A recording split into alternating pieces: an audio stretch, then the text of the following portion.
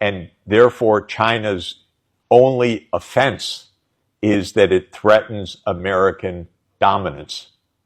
And that, I think, is a succinct description of the viewpoint of the American leadership. Now, to come back to my view of economics, this is a terrible mistake, not only on a moral level, but on a practical level.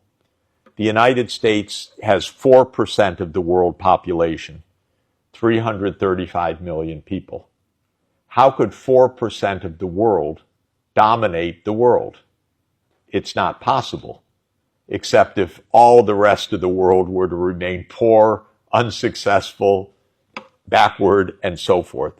But there's not only no moral reason for that, there's no practical reason why that should be the case.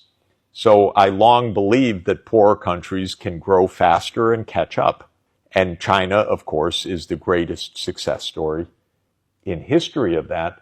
But China follows a basic pattern that Japan followed previously, that Hong Kong, Singapore followed previously, because catching up is possible if the leadership is good, if the planning is good, if the strategy is good. There's all this headroom for rapid economic growth possible, and China proved the case once again at a scale unprecedented in history. So the U.S. viewpoint about dominance makes no sense, not only not morally and not practically in terms of security, because the world's not safe if the U.S. is rich and Russia is unstable with nuclear weapons. Why does that make the U.S. secure? That makes the U.S. more dangerous. But it's also wrong economically, because Russia will catch up. China will catch up. Africa will catch up.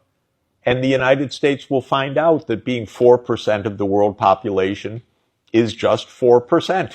It's not enough to rule the world.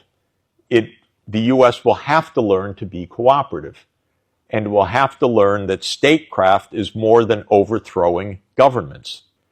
But, and here I will come to the point about current politics, the U.S. still does not understand this till today. And the wars that we see and the crises that we see are still crises of the old imperial mentality. So the war in Ukraine is a war that the U.S. caused, not a war that Putin caused, but a war that the U.S. caused by expanding the military alliance, NATO, eastward, and trying to set up a military base or bases in Ukraine and in the South Caucasus, especially the country Georgia.